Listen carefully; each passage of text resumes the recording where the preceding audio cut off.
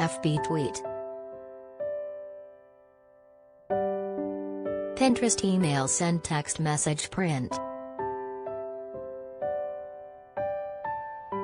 Ronnie Hawkins, the Rockabilly star under whose guidance and mentorship the band was born, died on Sunday. He was 87. Hawkins' wife Wanda reportedly confirmed his death to the Canadian press news agency, while his daughter Leah told the New York Times had been suffering an undisclosed illness. "He went peacefully and he looked as handsome as ever," Wanda said. The musician was mourned by the band's songwriter and guitarist Robbie Robertso, who in a statement recalled having Hawkins bring him down from Canada to the Mississippi Delta when he was just 16 years old. The story of the band began with Ronnie Hawkins. "He was our mentor. He taught us the rules of the road," Robertson wrote. Ron prided himself in always having top-notch players in his group. Leah Van Helm, his drummer in the Hawks, and I talked Ron into hiring Rick Danko on bass and vocals, Richard Manuel on piano and vocals, and Garth Hudson on organ and sax.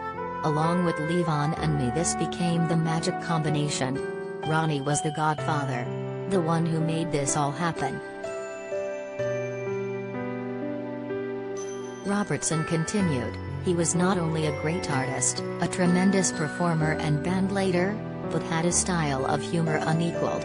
Fall down funny and completely unique. Yep, God only made one of those. And he will live in our hearts forever."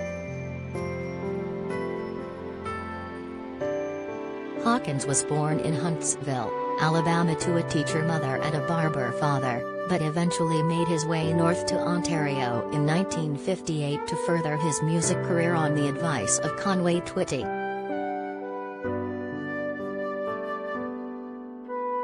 He released several solo singles of his own, but was best known for his keen ability to spot and groom talent on the Canadian music scene. The Hawks, who backed him from 1961 to 1963, later joined forces with Bob Dylan, and eventually found massive success after renaming themselves the Band.